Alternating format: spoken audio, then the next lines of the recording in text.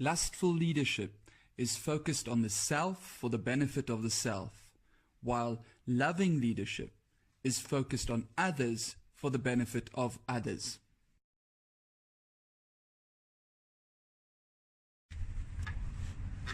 Today we talk about motivation. Recently I was asked to survey one of my clients' companies for a reason for the lack of motivation.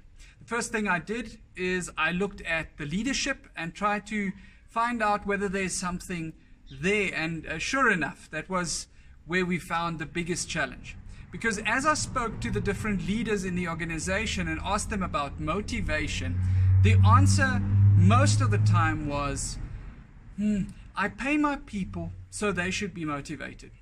Now, this is strange because pay, salary, although it's important, is not a motivator.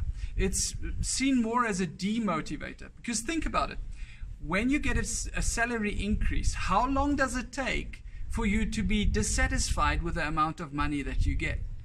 You immediately go to a level where you compare yourself with people that get paid more than you do.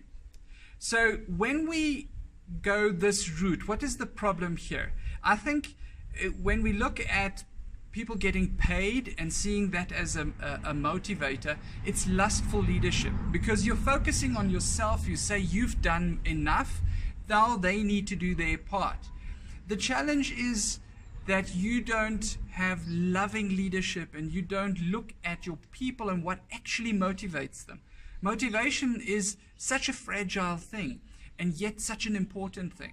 If you can figure out what really makes your people tick, what is important to them, what makes them excited about life, what gives them and their work meaning, you can focus on that, and by doing that you can lift the level of motivation in your team.